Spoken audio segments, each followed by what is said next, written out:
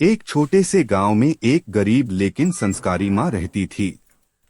उसका संसार सिर्फ उसका बेटा था। बेटे के जन्म के बाद उसके पति का देहांत हो गया था। तब से वही माँ भी थी और पिता भी। माँ खेतों में काम करती, लोगों के घरों में बर्तन मांजती, ताकि उसका बेटा पढ़ लिख जाए और बड़ा आदमी बन सके। माँ अक्सर कहा करती थी, बेटा, माँ की गरीबी से शर्म मत करना, एक दिन तू ही मेरा सहारा बनेगा। बेटा पढ़ने में तेज था, शहर जाकर पढ़ाई करने लगा। धीरे धीरे माँ को भूलने लगा, शहर की चमक और प्यार। शहर में उसे एक अमीर घर की लड़की से प्यार हो गया।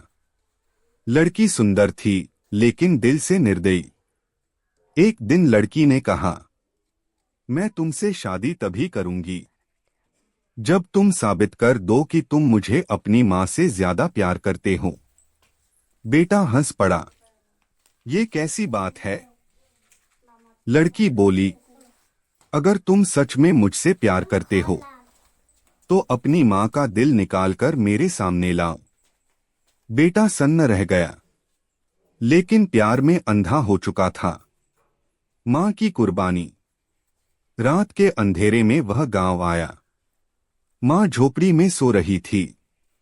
माँ ने जैसे ही बेटे को देखा, खुशी से बोली, बेटा अचानक कैसे आ गया? बेटे की आंखों में आंसू थे, लेकिन दिल पत्थर बन चुका था। कुछ ही देर में उसने अपनी ही माँ का सीना चीर दिया।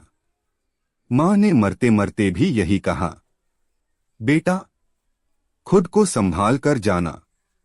बेटा माँ का दिल निकालकर कपड़े में बांध लिया और दौड़ता हुआ शहर की ओर निकल पड़ा। माँ का दिल बोल पड़ा। रास्ते में बेटा ठोकर खाकर गिर पड़ा। माँ का दिल जमीन पर गिर गया। तभी उस दिल से आवाज आई, बेटा कहीं चोट तो नहीं लगी? यह सुनते ही बेटा कांप गया। उसकी आंखों के सामने माँ का पूरा जीवन घूम गया। वह फूट फूट कर रोने लगा। पछतावा। बेटा लड़की के पास पहुंचा, दिल सामने रखा।